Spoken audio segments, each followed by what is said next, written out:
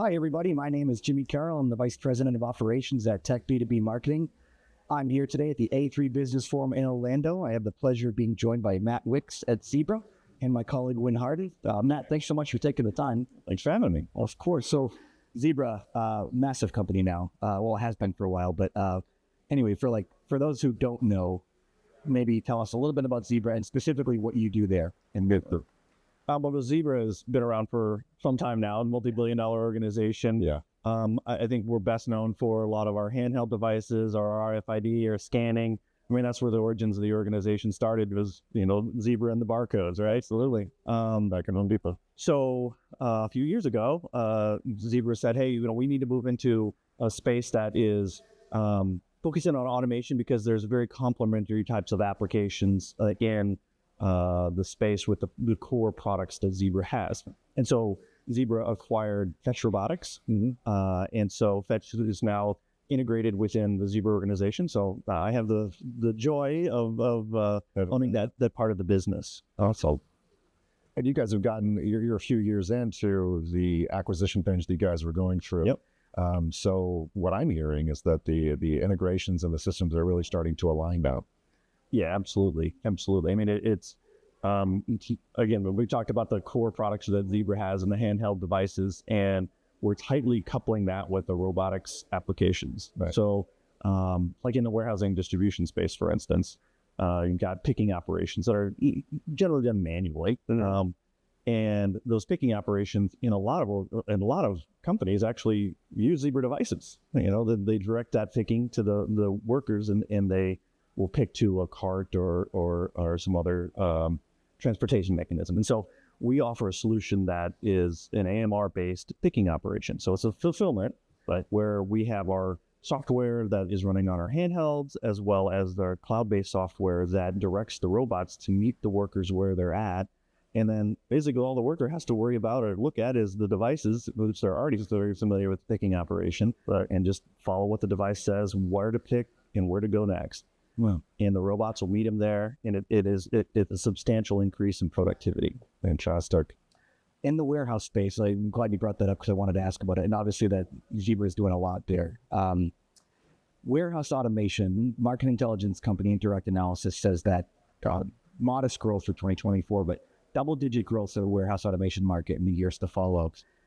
I know there's a lot of different types of automation being deployed in warehouses today, but what do you see as some of the main growth drivers there? Obviously, labor shortage comes into play, but I mean, clearly the labor is the main driver. Yeah. But there's also other metrics.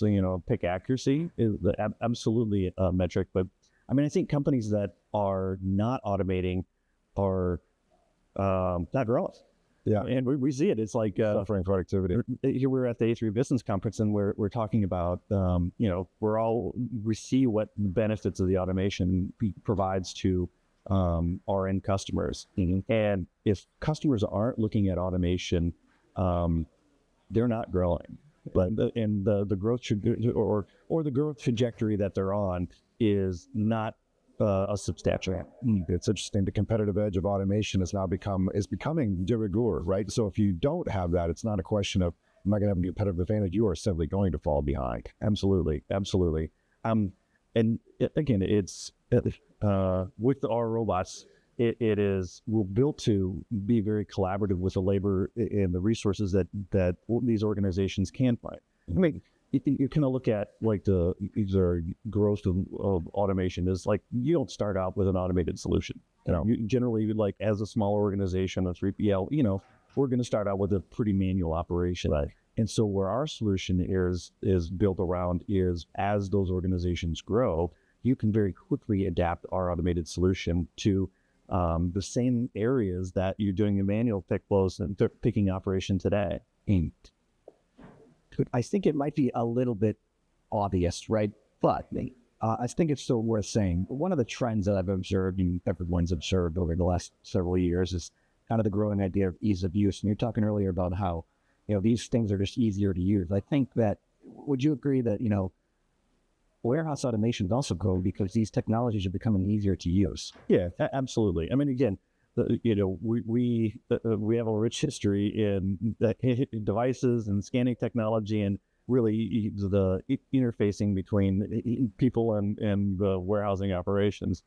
And as robotics continue to mature, they are at the forefront of this their human collaboration. I mean, we've seen the collaborative robots come out in the past several years now, and certainly AMRs are also that way, or at least some AMRs are. I mean, there's definitely some differences in the different spectrum of different AMRs that are out there. And again, we're a very supportive of what the A3 is doing in the industrial safety standards that the RIA has put out in RA 1508 and adherence to those safety standards. So we built our robots to be very collaborative with people and very easy to use, so that so when we were talking with Fabio in a different episode, he was telling us about Aurora being the primary machine vision software platform. Do we have connectivity amongst with Symmetry? Do we already have that built-in connectivity to these various other software offerings from Zebra? Certainly from the handheld perspective, we are able to put in that software onto the handhelds.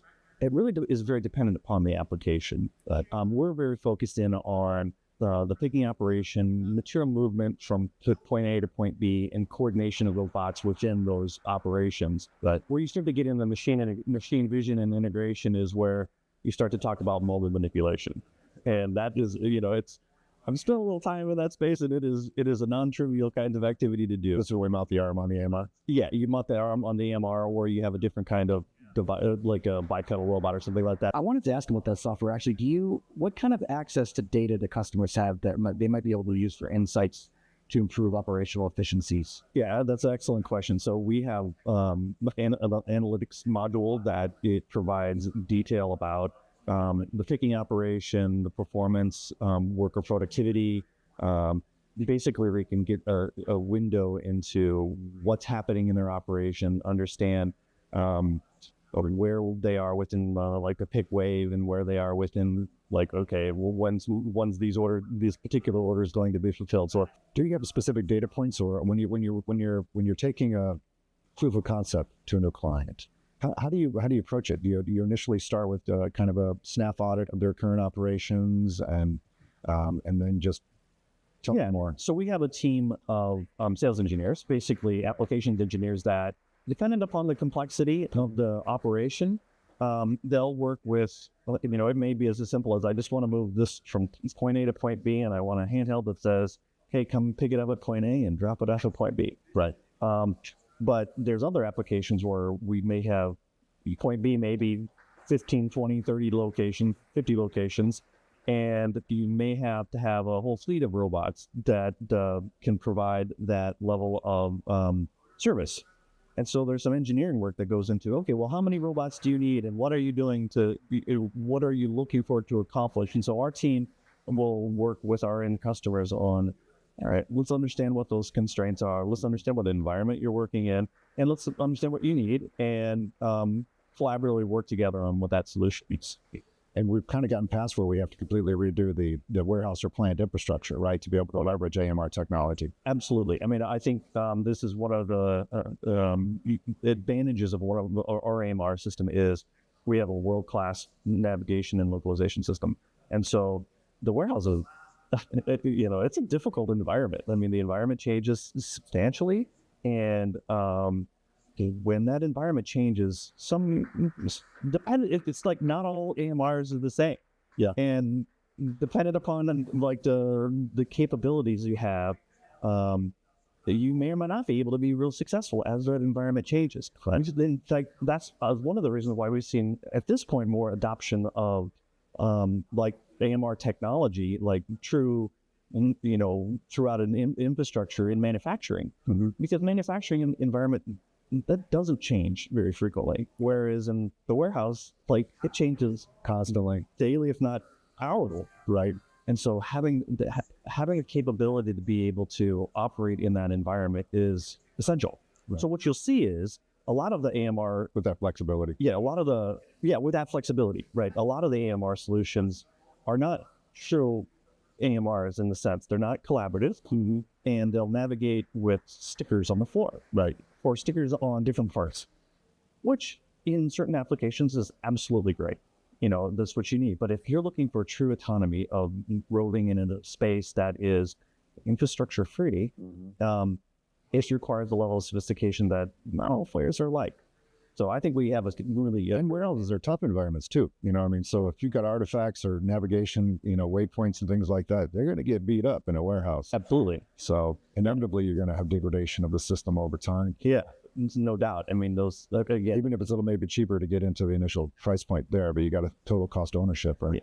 Right, and you don't have the ability to be fully autonomous within your entire space. It's very limited to where you put those stickers. I mean, you could try to put that everywhere in that space, but again, it becomes like, okay, this what makes sense. I know.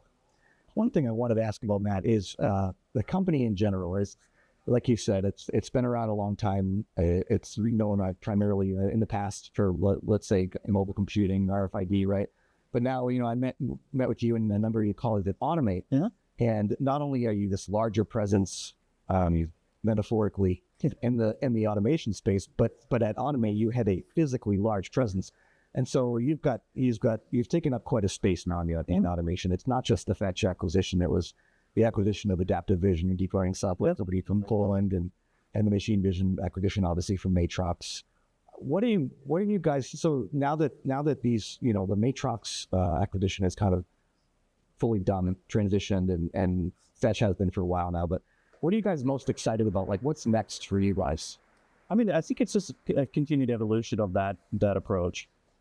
We definitely are continuing to move forward with automation solutions, whether that be automation solutions that enable our workers to go be more efficient using our handheld devices or scanning devices, but also getting into the automation space and physical automation, like with the robotics, right? So I think we're just going to continue to see more and more of that type of more sophistication and building on this core capability that Zebra brings to the table.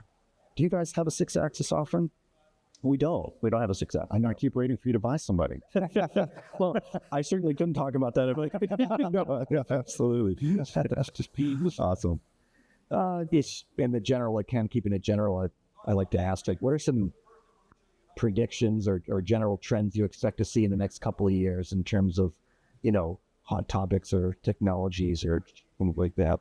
Yeah, I mean, it's sometimes a little difficult to predict where the future heads. I mean, I do think that there's a continual growth in adoption of mobile robotics. I mean, I think that it feels like this is just it's gonna happen, and I think you're going to see more and more shifting from traditional fixed automation to more mobile robotic solutions. We have some customers, actually, BMC, who is a bespoke manufacturing corporation company. They do garments, so they manufacture garments, and it's specialty garments, and so they leverage our mobile robotics. But there's a case study, actually, you can see it on our website. But also they do these garments, and they have different cells throughout their facility. And dependent upon what is required for those particular cells, you'll route the products to those different sewing cells, right? And it changes from order to order to order. So if you had fixed automation, and they started out there, by the way, they started out with a bunch of conveyor running around, and it was totes that the crazy diverting and was landlocked, and they didn't have flexibility in the operation, and wicked expensive. Very expensive, right? And so what they did is they adopted mobile robotic technology, and so they have a little bit of conveyor for like the totes, the in-feeded out feeds. Sure. And then we have our roller top conveyor our roller top AMR that basically transports around the facility, and it's highly dynamic. Right. So like dependent on the particular orders, we'll route a robot from, the station A to station B, or station A to E, or E after GHI. It's like we have all this flexibility that they never had before. And so it enables their business to be a lot more capable of handling a wider variety of products. Yeah, and it's kind of interesting too, right? Because Zebra has sort of this holistic approach to automation now, where within that warehouse or within that facility, not only can it do that, but you can go and have it check the primary packaging, the secondary packaging, ensure that the labels are complete, all with Zebra technologies. Yeah, actually, that was another one of the I failed to mention, but I mentioned about there's conveyor there, but we actually did all of our scanning of the totes going in and out. We're using Zebra scanners. Yeah, right. And so it was a good confluence of AMR technology and the core Zebra technology. Yeah. Hopefully, in the final production show, we can show a little bit of that background that we're talking about here, so everyone in the audience can see it. Of course, you can always find more on zebra.com. So that's a given. Matt, anything else we haven't asked about today that you feel would be important to mention, or something you're passionate about? I'm certainly passionate about mobile robotics. I mean, I've been interested in the space. I'm a conveyor guy. I grew up in the conveyor space and the fixed automation, and when I saw some of the things that was happening in the AMR space, it's like this is where the future is here, and companies can really benefit from this technology. And I just encourage folks to take a look at what we've got as an offering, and I think it's extremely flexible and extremely powerful to enable our customers to be a lot more productive and get a good return on that investment. Yeah. Let me ask you one more question before you go, Matt, because I know we're out of time. Yeah. But do you think the AMRs are going to be a transitionary tool sort of for service robotics to a certain extent? I mean, I could totally see that happening. I'm not saying whether Zebra would chase down the service robotics. But Mark, what do you mean by service robotics? So more in hospitals, for just distribution or helping of the elderly. Or We have a partnership with Diligent Robotics. Okay. So our Diligent leverages Zebra robots to be a service robot in the hospital space. So Diligent delivers medical supplies and pharmaceutical, those kinds of things. And really, it's the same challenge that we're solving in the warehouse with some of our internal solutions. Diligent is solving with their solution, the service robotics for healthcare, using you as a pedestal, basically. Absolutely. So we have this technology like I was talking about before. I was like, I think we have a fantastic localization and navigation system. Right. And